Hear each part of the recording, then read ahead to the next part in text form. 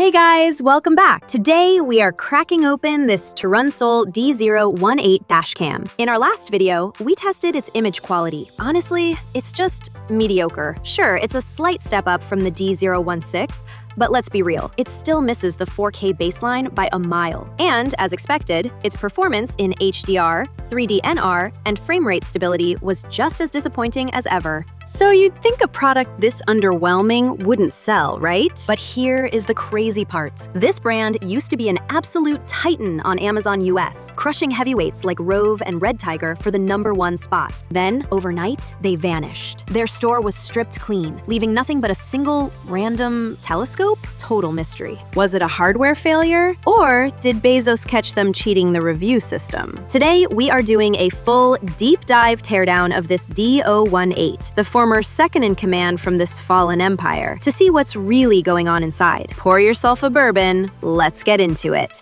Let's start with the outer shell. The sticker has the usual, and a QR code to download an app. Now look at the buttons. They are all hidden at the bottom. Fantastic. Because who doesn't love blindly groping the bottom of their dashboard gadget while driving at 70 miles per hour? Personally, I prefer buttons on the front, where my eyes can actually see them. But hey, maybe ergonomics cost extra. On top, we have the power and rear camera ports. On the side, the SD card slot. Here's the cabin camera, which rotates slightly. And the mount is the same suction cup design from the D016. I roasted this suction cup last week, so I'll spare my lungs today. Let's separate the mount. Magnetic charging, just like the D016. Neat, but let's see if the inside matches the fancy handshake. Time to slice open the screen. Surprisingly, this one opens much easier than the D016.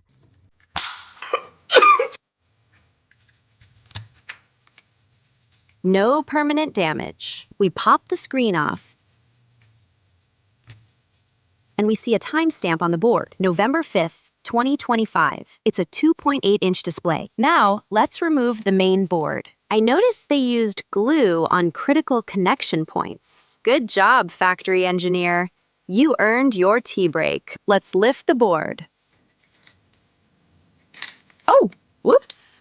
The heatsink just fell off. Completely by itself. Are you kidding me? There are 0 screws or clips holding the heatsink? This is brilliant. If the thermal silicone pad isn't pressed down tightly, it can't transfer heat. And what is this heatsink made of? It's not even aluminum. It's a carbon-based composite material. Combining poor materials with 0 mounting security, that's a masterclass in thermal failure. After peeling back the conductive tape, the main board comes off, exposing the thin thermal pad and foam. Now, let's remove the shield and dive deeper. Let's look at the brain, the Allwinner V553 SoC. This chip is hard-capped at 5 megapixels. Now, let's do some quick math. In our image tests, even without plugging in the cabin or rear cameras, the front lens only hit a native 2K resolution baseline. If a single channel can't even touch 4K, what happens when you run all 3 simultaneously? Simple. That 5 megapixel limit gets split. You get 1080p for the front and 720p for the rest. So how do they get away with marketing this as 4K in their listings? Software interpolation. The chip takes that sub 4K image and stretches it like cheap dough. It doesn't add clarity, it just adds fat to your video files. Next to the chip, we have 1 GB of Samsung DDR3 RAM acting as the co-pilot. The Wi-Fi module is the Altabeam ATBM6162, identical to the D016. Pry off the back shield can. On the back, we have a Boya 64 megabyte flash memory and an Ethernet chip to handle the long cable from the rear camera. Let's keep going with the teardown.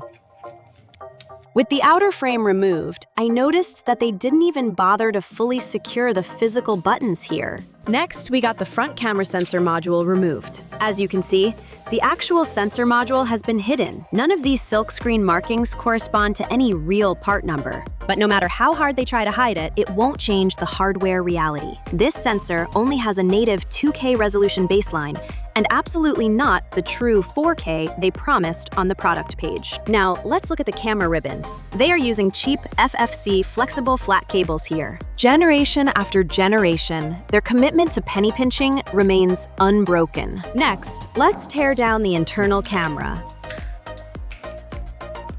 There's a small waterproof rubber ring here.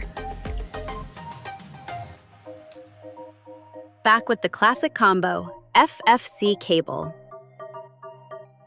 This cabin camera also has no sensor markings. When the sensor model is hidden like this, it usually means two things. Either they are hiding some top-secret, military-grade proprietary technology, or they are just covering up the fact that these are cheap, off-the-shelf budget sensors tasked with lifting the heavy burden of their 4K marketing. I'll let you guess which one it is. Finally, the GPS module. I think this GPS module should be the same as the one in the D016, CBEST 1661G, but I wanted to open it anyway, just to see if they cut corners on this one too. And inside, bingo! The slot for the supercapacitor is, once again, left completely unpopulated. Now, they are using TS Stream technology here, which saves your video frame by frame. It's the only good news, because your file won't corrupt when the power cuts. But with this unpopulated supercapacitor slot, the internal clock relies entirely on a tiny, fragile RTC battery on the motherboard. If you leave your car garage-bound for a couple of weeks, or if you get into a crash in the first 2 minutes before the GPS locks onto a satellite, boom. Your accident video will be time-stamped back to January 1st, 2025. Good luck explaining that to your insurance company. Yes, agent, my Tesla traveled back in time right before the Civic hit me. So, what is the final verdict on the TERUNSOUL D018? It's a textbook example of a white-label ghost product. A clever illusion built on cheap hardware, heavily polished software tricks, like that fake 4K upscale, and absolute cost-cutting hidden exactly where you'd never look. No wonder they got wiped from the e-commerce market overnight. They built a throne out of cardboard, and it finally rained. Let me know what you think in the comments below. Hit that subscribe button, and I'll see you in the next one. Cheers!